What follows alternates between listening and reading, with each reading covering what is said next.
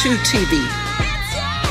Galvanizing, lyrical, soulful, captivating, entertaining.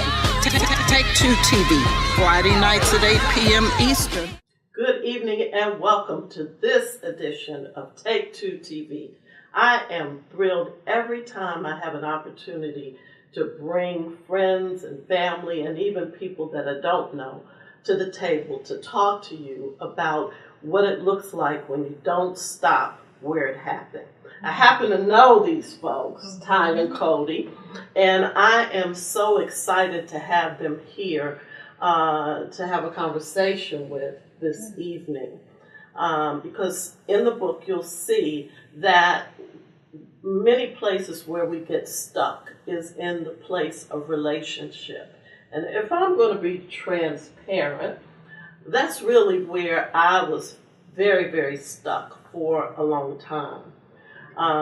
My husband and I went through a divorce. We had 2 kids, and I am absolutely guilty of dragging old pain around for a long time. So I want to start there because I was sharing before the camera, the lights, and the action came on. I read something from Ty that checked me. We'll talk about that just a little bit. Okay. Sure. I believe what you're referring to, and you said we talked before the lights and the camera and everything went on, was the post for my, what we call our bonus son's graduation. Yeah. And it was just something that I had to really, you said you checked yourself, I had to check myself on it as well. Because it was just my way of saying thank you to his mom, because I was previously married before Cody, and even thank you to his dad for allowing me the opportunity to be able to take part in his life these past 18 years. And while his mom and I are no longer together, I still play a major part in his life to this day. And so it took me, a minute to kind of gather my thoughts and the things that I really wanted to say to him as he transitions into this new stage of life. Just to say, thank you to him for being a part of my life and allowing me to grow as a father and as a dad and as a bonus dad. And then on top of that, thank you to his mom, because like you said, people get stuck in that situation, that stage, and they can't properly co-parent, which is what's best for the child or children. And in this case, it was what's best for the child. And so I wanted to definitely say thank you to his mom and to his dad for allowing me to play the role that I was able to play in his life. Well, it was a monumental comment, and I can only address what it did for me. And I would imagine that I was not the only one reading something like that that may have questioned themselves, right? Relationships are tough, and they're never guaranteed. And one of the things that I have admired about both of you, and obviously you're relationship coaches, so we'll talk about that too, but the commitment that you have in the institution of marriage. And I want to understand, how did that come about, this commitment? Because everything points away from it. When you look at statistics, everything points in the opposite direction. Right. It's interesting that you bring up the term statistic. That is one of the things that, for me personally, is a driving force for me. I no longer want to be a statistic again. This is marriage number 2 for both Ty and I, and it is the final marriage, right? The other key point in that is we have children who are in the midst of this. And unfortunately, they were part of what I consider to be, unfortunately, collateral damage from the first marriages. We can't afford to have them experience another divorce. Right. It's just not an option. Right. So when I take a look at those two things, plus the love that we have for each other, it's not easy by any means, especially being a blended family. But when you have the commitment that we've made, the morals and values, and I will even say the goals that we set annually, those are driving forces that help us say, okay, although today may not be a good day, let's get up the next morning and let's try again. Right. And, you know, that's so powerful because it's intentional, right? And one of the things that I've noticed along the journey is oftentimes people in relationships are not intentional. Right. You know, it's about he's cute, she's cute. Very shallow. Very shallow reasons to bring to the table. And there's not an intentional decision that's made that says and acknowledges the fact that every day is not a rosy day. Right. Right. So, but how did you get to that? Were you born like this? Or, I mean, how did you become so aware? I would definitely say we weren't born like this because this is marriage number 2. Right. So that means we didn't get it right the first time. And I think that's it, to be honest with you. We did not get it right the first time. Yeah.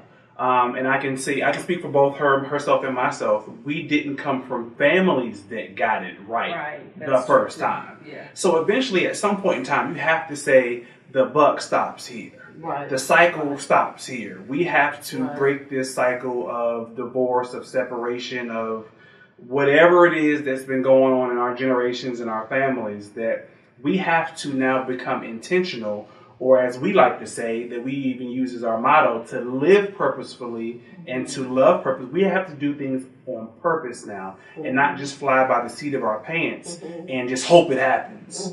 Yeah, I mean, for some people that works. But for the majority, it does not. We made the decision early on to say, you know what, the buck stops here. The cycle stops here. We want to set, like she said, that precedence for our children to see what a healthy relationship is like. We want to set the precedence for even my family looks up to me. My mother, who's up in age, it's been, again, this is her second marriage. She even looks up to me and says, hey, I really look at you and your marriage as something that I strive for, and the things that you and Cody do in your marriage are things that I really hope that me and my husband can do, even in our 60s and 70s, can do now as well. So, not that it's any pressure, but we do it intentionally. We do it on purpose. So, and that's where it came from. We decided, you know, we have to start doing this on purpose. We're not going to live our marriage, like she said, our final marriage, the way we did our first marriage, or even the way our parents did their relationships. And you know, so let's talk about that for just a second. So each of you were married before. How did the healing process begin? Was it difficult? Because I would think, based on my own life, how did that happen to get you to this whole space where you were ready to embrace each other with such intention? It's a mental thing, I think. You have to be mature enough. You have to be mature enough, because there are. And that's not necessarily connected to age. No, not at all. Not at all. Because you can be mature enough. I'm not gonna give it away, but Cody's older than me. I was gonna say that. I'm older than he is, and a lot of times I feel like he's more mature than I am in certain aspects. But it's a maturity thing, and you have to make that conscious decision in your mind that, one, because it did not work before doesn't mean it won't work with someone else. I consider every situation a learning experience.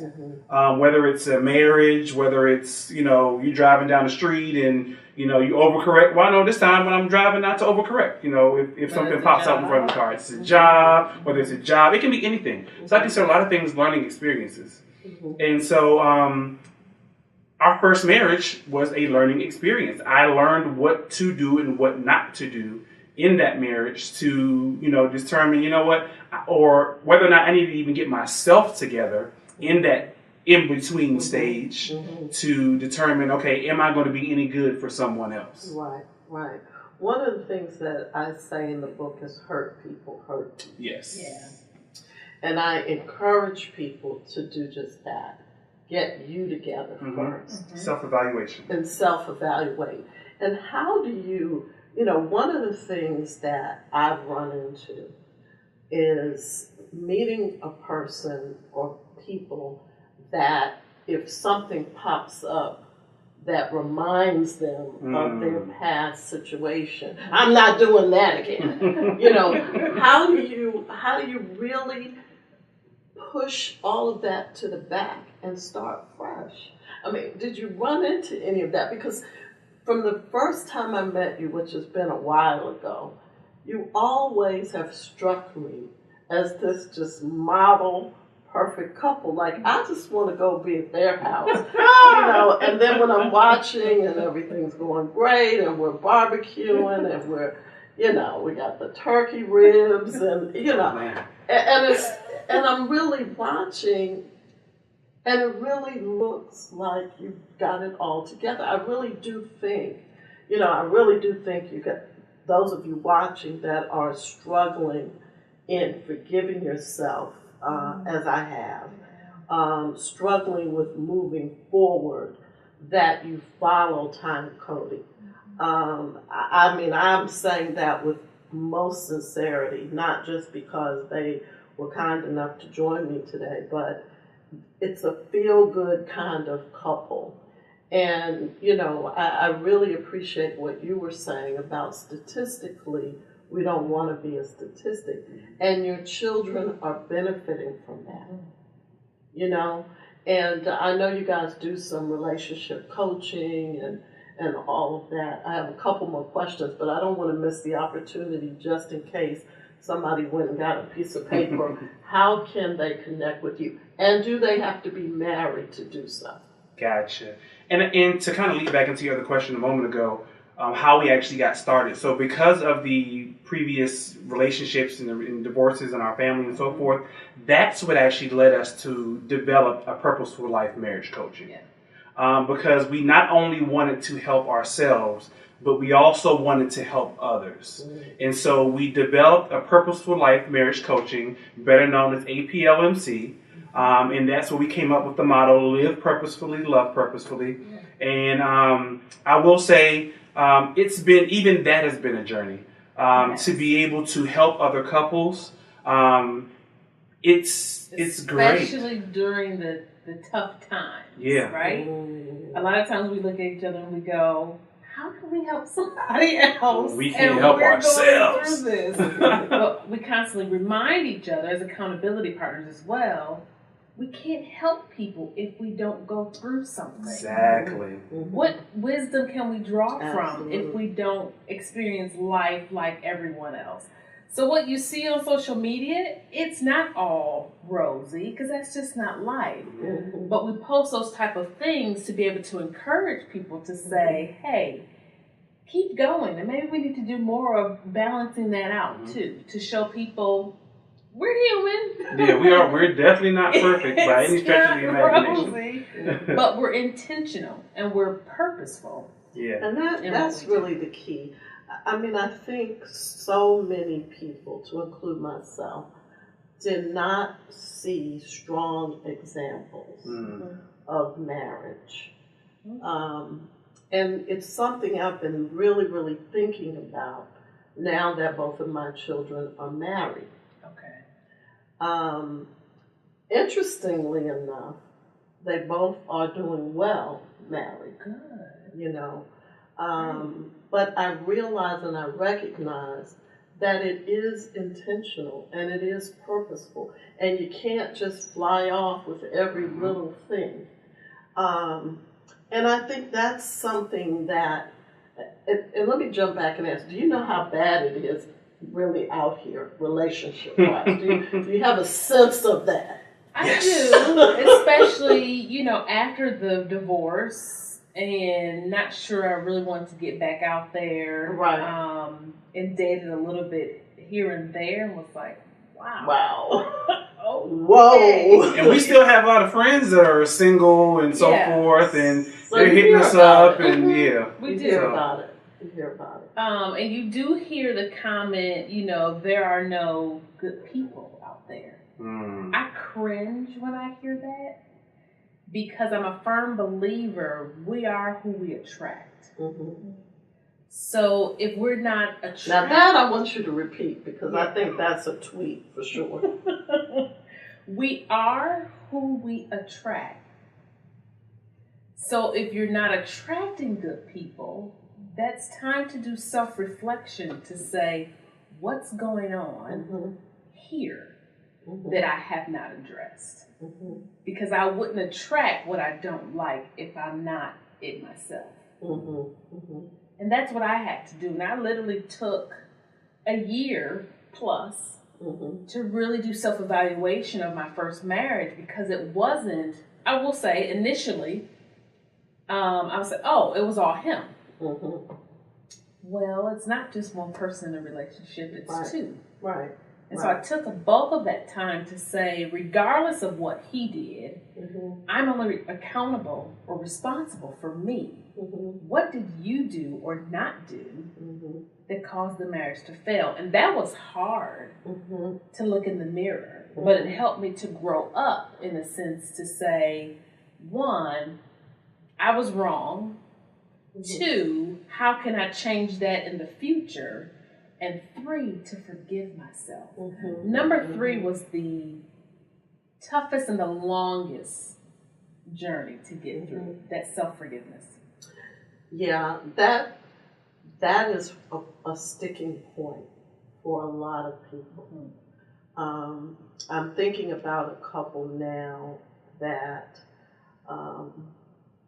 each of them are stuck in that space, and it, of course, as is the case in many relationships, the blame game. It's you, it's you, it's you, it's you.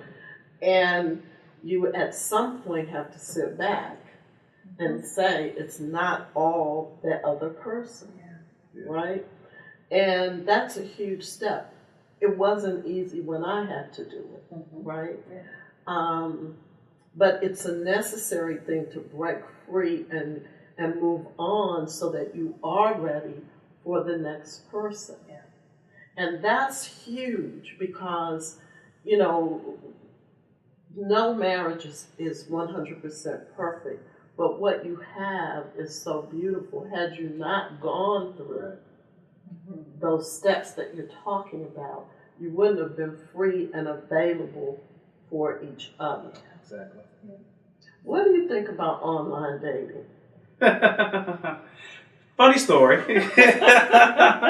Funny story. So we both were separated around the same time in our marriages and kind of went through our divorces around the same time. She maybe a few months to a year before me. And in between that time, we both did some online, sites and each and every time we kept finding each other. Really? Yes. We kept finding each other. Like literally, I would go on one site and I would put in all my matches, and there's a match. There's Cody. I would go on another site, and then there's Cody. And I'm going, okay, this is pretty interesting. And especially during the time when we thought, this may not be what we need to do. Let's go our separate ways. And for me, getting back out there online, and the very first online dating app I went to, put in all my credentials, and pops up Ty. And I'm like, you've got to be kidding me. There has to be somebody else out there. Wow. That is really very, very interesting. Very much so. Wow. Yeah, so I'll say online dating isn't bad. I mean, you just have to be cautious of, just like anywhere, you really have to do your due diligence and be cautious of who you actually open yourself up to in a relationship, or especially nowadays, how much information you give up about yourselves, and I always say just be you. if you be you, then, you know, it works whether you're in a club, whether you're at church, the grocery store, online. Be you, and you know, meet that right person. Because online dating isn't bad. I'll say I even met my first wife online, you know, for online dating. So online dating works. Okay. Well, you know, when I was driving here for the show tonight, I was telling someone on the phone that I was going to have you on. Okay. And they were giving me all these questions to ask. And I'm driving. I can't write down any questions. But it made me think that, you know, if you have questions, if you have recommendations or suggestions, you can email me. And you can email me at Tanya@take2now.net. And 30 minutes is never enough time to get across everything that I want to talk about. I've got probably 27 more questions to ask you. And, you know, so I'm probably going to be begging for you to come back again. And I'm confident that I'm going to get some emails, because relationships and money are the top two things that, you know, people really struggle and you know, have a difficult time moving beyond. And, you know, it's two important things, you know. So we're going to cut here just because we're out of time. But if you've got questions, please write to me, Tanya@take2now.net. But before we go, how can they reach you directly? Yes, you can reach us with a Purposeful Life Marriage Coaching at coach@aplmcoaching.com. That's coach@aplmcoaching.com. We are also on just about all social media platforms at the Ty and Cody on Purpose show, as we do also have a radio show in which we do on WB&D Radio, and that's every Monday from 8 to 9 p.m. and that's a live show Eastern time where we also take questions. So you can actually view our show on Facebook Live. We also repost it on YouTube. We're also on Twitter, on Instagram, and LinkedIn at the Ty and Cody on Purpose show. Outstanding. Well, you absolutely have my endorsement. I learned a lot from this couple. I appreciate the fact that you're here. I'm going to be asking you to come back. Sure. But remember, every Friday, excuse me, I got a frog in my throat. Every Friday at 8 p.m. Eastern, you can catch Take2 TV on your Fire Stick, Roku TV, Apple TV, WBNDTV.com, or at Take2now.net. Until next week, be safe, and I look forward to hearing from you by email. Take2 TV. Galvanizing, lyrical, soulful, captivating. Take2 TV. Galvanizing, lyrical, soulful, captivating, entertaining. Take2 TV. Take2 TV. Galvanizing, lyrical, soulful, captivating, entertaining. Take2 TV. Friday nights at 8 p.m. Eastern. 30 minutes of real life, real life, real life. Real life people, real life stories, real life victories. Only on WBNDTV.com, Fire Stick, Roku TV, and Apple TV. Take2 TV.